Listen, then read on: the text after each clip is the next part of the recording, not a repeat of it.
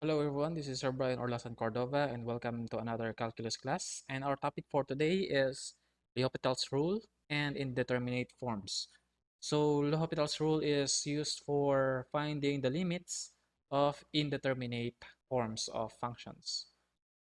So if the limit of a rational function, or f of x over g of x, as x approaches c, produces one of the following, so 0 over 0, infinite over infinite, or undefined over undefined, and infinite times 0, infinite minus infinite, or 1 raised to infinite, 0 raised to 0, infinite raised to 0.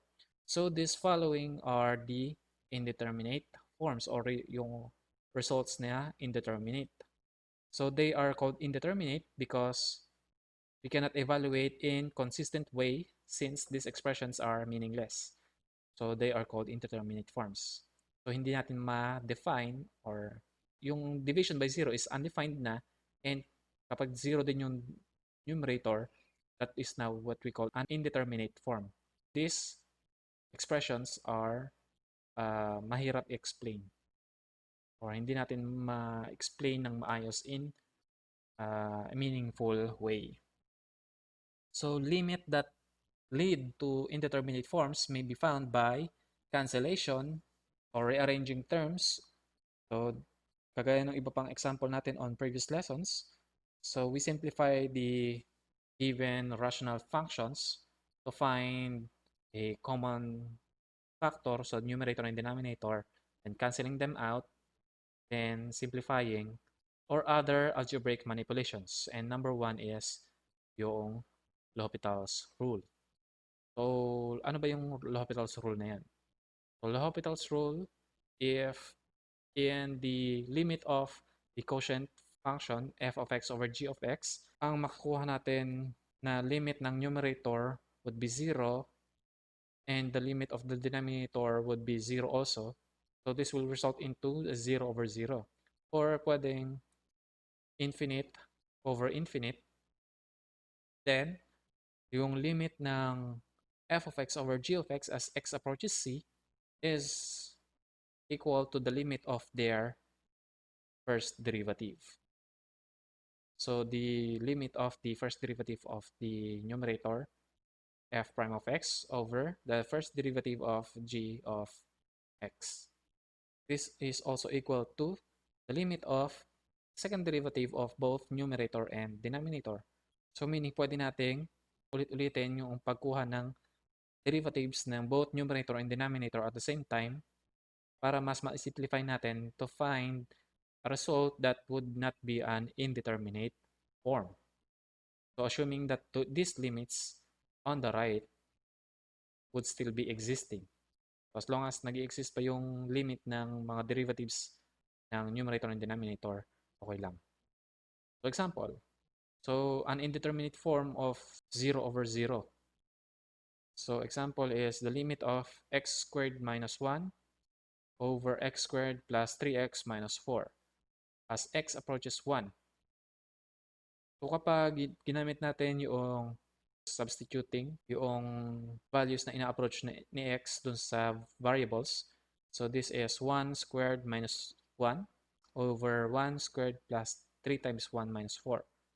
Now simplifying this is equal to 0 over 0 since 1 minus 1 tsaka 1 plus 3 minus 4 is negative 1, so 1 minus 1 din. We have 0 over 0. So indeterminate form 0 over 0. So we can now use the L'Hopital's rule by taking the derivative of both numerator and denominator and taking its limit on the same value. Now we have derivative of x squared minus 1 is 2x, and derivative of x squared plus 3x minus 4 is 2x plus 3. Now let's try evaluating the limit. So we have 2 times 1 over 2 times 1 plus 3. So we have 2 over 5. So hindi na siya indeterminate form. So meron na tayong nakuhang limit. And that is equal to the limit of the original rational function. Example number 2, the limit of x minus sine x over x cubed. So substituting the values of x, 0 minus sine 0 over 0 cube. So 0 na yun, minus sine 0. Ano ba yung sine 0? So from the unit circle, this is 1, 0, and negative 1. So ang coordinates natin dito is 0, 1, and 1, 0. So sa sine 0 degrees, so dito, ang sine natin, ang y value natin would be 0. So 0 over 0. So using the L'Hopital's rule, so derivative of x is 1, derivative of sine x is cosine x, and derivative of x cubed is 3x squared. Now, let's try getting the limit. 1 minus cosine 0, so x is approaching 0. So, 3 times 0 squared. So, ang cosine 0, sa 0 degrees, ang value ng x is 1. So, we have 1 minus 1 is equal to 0. And yung denominator is multiplied by 0. So, we still have 0 over 0. Using again the L'Hopital's rule, so derivative of 1 is 0 minus derivative of cosine is negative sine x. So, yung negative doon is cancelled out. So, sine x na lang. Then, 2 times 3 is 6 and x na lang yung matitira. So, now, let's try again. Sine 0 over 6 times 0. 0 pa rin yung denominator. So, this will become undefined. And yung sine 0, and again, sine 0 is 0. So, it's still 0 over 0. We will use L'Hopital's rule again for the third time. So, sine x, ang derivative ng sine x is cosine x. And yung derivative ng 6x is 6. Then, evaluating cosine 0 over 6 is, cosine 0 is, kanina, this is equal to 1. So, we have 1 over 6. Number 3. The limit of 1 minus cosine x over x plus x squared. So substituting the values of x, we have cosine 0 is 1, or 1 minus 1 is 0. And 0 plus 0 is 0. So we have an indeterminate form 0 over 0. So taking the derivative of both numerator and denominator, we have 1 minus cosine x. So 0. Then negative cosine x is negative sine x. So cancelled out yung ina. So kagaya ng numerator dito. So this will become sine x na lang. So derivative ng denominator is 1 plus 2x. And sine 0 is 0. And 1 plus 2x, 2 times 0 is 0. So we have 0 over 1. Now this is equal to 0. This denominator is 1, not 0. So 0 yung numerator, this is 0. Since this is okay. Okay. Then other examples with indeterminate forms, infinity over infinity, infinity times 0, infinity minus infinity. So example number 1, the limit of secant x over 1 plus tangent x as x approaches pi over 2. So kung simplify natin in terms of sine and cosine, so we have this one. So secant is 1 over cosine x. And yung tangent x is sine x over cosine x. Try evaluating the limit. Since hindi natin kayang evaluate by secant and tangent diretso, so kailangan natin in terms of cosine and sine lang. So cosine of pi over 2. Again, kanina ang cosine of pi over 2 naman is yung nasa 90 degrees. So cosine of 90 degrees, ang x niya is 0. And yung sine x naman would be 1. So we have 1 over 0 over 1 plus 1 over 0. So 1 over 0 is undefined. So we have undefined over, or infinity over 1 plus infinity. And this is infinity over infinity. So we have an indeterminate form of this expression. Okay? So using the L'Hopital's rule, so secant x, ang derivative niya would be secant x tangent x. And yung derivative of 1 is 0. Then ang derivative na lang natin is tangent x. So that is secant squared x. Okay? Simplifying. So canceling secant x dun sa square dito. So we have canceled that out. So we have tangent x over secant x na lang.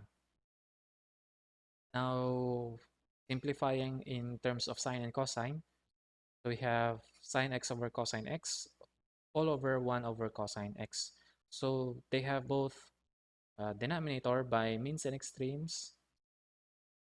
So we can cancel both cosine na denominator. So we only have the limit of sine x. So evaluating the limit, ang sine x kanina for pi over 2 is 1. So this is equal to 1. And number 2, we have the limit of ln of x over 2 square root of x as x approaches infinity. Okay? So, infinity yon, hindi agad natin ma-identify yung ln of x. This is actually ln of infinity is infinity, and 2 square root of infinity is infinity over infinity. Now, since indeterminate form siya, use the L'Hopital's rule. So we have ln of x, ang derivative niya is 1 over x, and ang derivative ng 2 square root of x is 1 over square root of x. Since may 2 ka doon, since 1/2 yung exponent ng square root of x. So, canceling yung 2 over 2. So, we have 1 na lang. So, simplifying this by some algebra. So, ang simplified term nito is 1 over square root of x. And as x approaches infinity, ang denominator would be infinity. As the denominator goes large, 1 over infinity, ang limit niya would be equal to 0. Example number 3, limit of e raised to x over x squared as x approaches infinity. And e raised to infinity is infinity pa rin, and infinity raised to 2 is infinity pa rin. So, by L'Hopital's rule, the limit, the derivative of e raised to x is e raised to x pa rin, and derivative of x squared is 2x. Then, try to evaluate the limits. E raised to x is infinity, and 2 times infinity is infinity pa rin. So, still infinity over infinity. Then again, using L'Hopital's rule again, we have e raised to x. Hindi nagbabago yung derivatives niya. 2x is 2. So, we have an infinity over 2. So, hindi na siya indeterminate form. Therefore, infinity pa rin talaga siya. Example number 4, we have the limit of x sine 1 over x as x approaches infinity. So this is equal to infinity times sine of 1 over infinity is, this is 0. So sine 0 is 0. So meron tayong indeterminate form, infinity times 0. Let h is equal to 1 over x para mas masimplify. And as x approaches infinity, so 1 over x approaches 0 from the right. Since positive yung x natin approaching to positive infinity, kapag palaki na palaki yung denominator, this value of h, 1 over x, approaches 0 from the right, since positive. So now yung x is equal to 1 over h, and yung sine 1 over x is equal to sine h. And recall lang natin that the limit of sine h over h is sine theta over theta as h as theta approaches 0 is the same with this one. So this is actually equal to 1. So yung ating last topic for the limit of trigonometric o basic trigonometric functions. So hindi natin agad ginamit yung L'Hopital's rule. Because ang ginamit natin is yung simplification noong function. Example number 5, the limit of square root of x, ln of x, as x approaches 0 from the right. Bakit 0 from the right lang? Because ang square root of x, hindi tayo pwedeng gumamit ng negative na x. Okay? So this is square root of 0 is 0 times ln of 0 is 0 times infinity. So ito lang din yun. So let's try to convert 0 times infinity into infinity over infinity by algebraic manipulation. Ano yun? That is, yung square root of x ay ilagay natin sa denominator. So we have 1 over square root of x dun sa denominator. So reciprocal na siya. Simplifying this, we have limit of x approaches 0 from the right. So ln of x over x raised to negative 1/2. Using the L'Hopital's rule, the derivative of ln of x is 1 over x, and the derivative of x raised to negative 1/2 is negative 1/2 x raised to 3/2, since negative 1/2 minus 1 is negative 3/2. So, ilalagay natin sa denominator kasama ng 2. Simplifying, so we have 1 over x times, yung reciprocal niya would be 2x cubed over 2. And this is 2 over 2. So we have 3/2 over 2 over 2. So meaning, susubtract natin yung exponents. 3 over 2 minus 2 over 2 is just 1/2. So ang matitira is square root of x. So we have negative 2 square root of x. Now, as x approaches 0 from the right, this is 0. Another example, indeterminate form, where infinity minus infinity naman. So the limit of 1 over sine x minus 1 over x as x approaches 0, since sine 0 is 0, so we have infinity, minus 1 over 0 is infinity also. So let's try to convert infinity minus infinity into 0 over 0 by combining the fractions. So we have the limit of x, so cross multiplying x minus sine x, we have x minus sine x all over x times sine x. Okay, so this is 0 over 0 na, because we have 0 minus 0 and 0 times 0, so 0 over 0. Using the L'Hopital's rule, we have the derivative of x is 1, derivative of sine x is cosine x, and this one is a product rule, so we have sine x times derivative of x is 1, so sine x na lang, plus x, derivative of sine x is cosine x. So evaluating the limit, 1 minus cosine 0 is 1, so we have 1 of 1 minus 1, and sine 0 is 0, plus 0 times cosine 0 is 1, so we have that, 0 over 0 pa rin. Then performing again the L'Hopital's rule, we have the limit as x approaches 0, derivative of 1 is 0, minus the derivative of cosine is negative sine x, all over derivative of sine x is cosine x, plus x times the derivative of cosine is negative sine x, plus derivative of x is 1, and we have cosine x. Okay, now this is equal to, so negative times negative, so sine x na lang, cosine x plus cosine x, we have 2 cosine x, then negative x sine x. Okay, now let's try evaluating the limit, x equal to 0, so sine 0 is 0, 2 cosine 0 is 1, minus 0 sine 0 is 0. So we have 0 over 2. Now this is equal to 0. So hindi siya infinite. 0 over 2 na lang. And hindi siya indeterminate.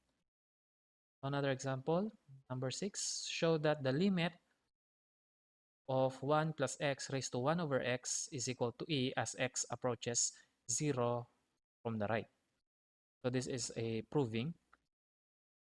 Pero since yung limit na nito as evaluating directly is 1 plus 0 raised to 1 over 0, which is 1 raised to infinity. And hindi siya equal sa e. Indeterminate form ito. Okay? So let's try to prove that na e lang din siya. So we have let the function of x is equal to the whole function. So we have 1 plus x raised to 1 over x and find ln of f of x. So logarithmic differentiation yung gagawin natin to prove this. So ln of f of x is equal to ln of 1 plus x raised to 1 over x. This is actually equal to 1 over x ln of 1 plus x because itong exponent can be shown as factor dun sa unahan ng ln. This is actually taking the logarithm of both sides, no? F of x. Okay? Now, taking the limit of both sides, we have the limit of ln of f of x as x approaches 0 from the right is equal to the limit of this one as x approaches 0 from the right. Now, this is actually equal to ln of 1 plus x over x since yung 1 over x natin dito ay ginawa nating denominator. And this is equal to 0 over 0 because as x is equal to 0, so ln of 1 is 0 and 0 din ito. So, pwede natin kunin yung by L'Hopital's rule, derivative of ln of 1 plus x is 1 over 1 plus x. And derivative of x is 1. So this is just equal to 1 over 1 plus x. And as x approaches 0, so we have 1 over 1, which is equal to 1.